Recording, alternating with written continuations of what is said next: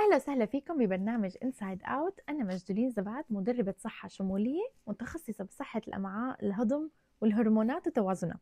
اليوم بدي أحكيكم عن موضوع كتير مهم وبصير معنا كلنا تقريبا بدون استثناء وبدون أوقات محددة، وكتير قليل حتى نعرف السبب الحقيقي وراه. هلأ، بتعرفوا الأيام يلي منكون فيها متوترين لأي سبب كان، اجتماع، حفلة أو مشكلة صايرة معنا، أو عنا موعد مهم، فجأة أمعائنا بتصير تطلع أصوات غريبة ممكن تكون محرجة ببعض الأوقات أو بظروف معينة. السؤال هون بقى، شو هو هالصوت؟ وهل صوت الأمعاء وقت التوتر شي طبيعي وما إله حل؟ والأهم من هاد، شو تفسيره العلمي؟ طب شو علاجه؟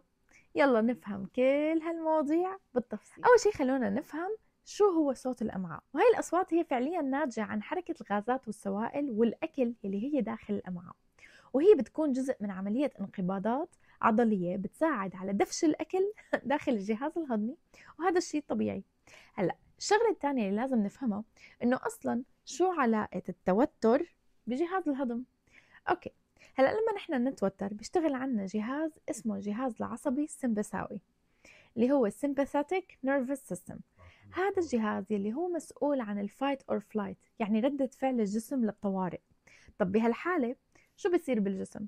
أول شي بتوجه الدم بعيد عن الجهاز الهضمي، وكمان هالشي رح يبطئ عملية الانقباضات اللي حكينا عنها، إنه بتساعد بدفش الأكل لداخل الجهاز الهضمي. غير هيك التوتر بيأثر على شي اسمه الجوت برين أكسس، واللي هو محور الأمعاء للدماغ، وهذا هو التواصل المباشر بين الجهاز العصبي المركزي والجهاز العصبي يلي موجود داخل الأمعاء. وهالجهاز لحاله في أكثر من 100 مليون خلية عصبية.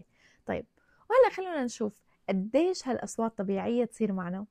ببساطة، إذا هالأصوات بتصير معك بس وقت التوتر وبتهدى بعده فهذا شيء طبيعي. إذا كانت بشكل كتير ومع أي أعراض تانية مثل ألم، إسهال، أو إذا حسيتي بأي تغيير بالأمعاء، فهون ممكن هالأصوات تكون علامة على وجود إما قولون عصبي اللي هو الاي بي اس، أو خلل بالبكتيريا النافعة للأمعاء اللي هو الديسبيوسس، أو حتى ممكن يكون عندنا سوء امتصاص أو التهاب بسيط بالأمعاء. الجزء المهم إنه كيف نحن بنهدئ الأمعاء وقت يصير في توتر.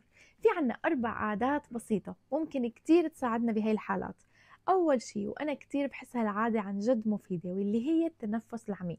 كتير دراسات أكدت إنه التنفس العميق والبطيء بيساعد على تخفيف التوتر، وبيقلل من نشاط الجهاز السمبثاوي، وحتى بيعيد توازن الجهاز الهضمي.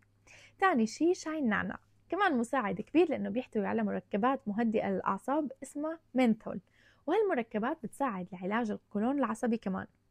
رقم 3، المشي بيساعد على تنظيم حركة الأمعاء بشكل كتير كبير، وبيساعد على تحريك الغازات. رقم 4، تجنب الكافيين والمشروبات الغازية قبل أي موقف فيه توتر. آخر شي بدي أقوله إنه هالأصوات الأمعاء هي طبيعية، لكن هيك مثل مسج صغيرة من الجسم لإلك إنه أنت متوترة وبحاجة تهدئي شوي. وهلا إذا حسيتي هالحلقة فادتك اعملي لايك، اشتركي بالقناة، وشاركيني بالتعليقات. صار معكم شي موقف محرج بسبب صوت البطن؟ وشو الطريقة اللي معتمديها تهديكي وقت التوتر؟ كوني بخير، وبشوفك إن شاء الله بالحلقات الجاية لتكتشفي جسمك وأسراره أكثر.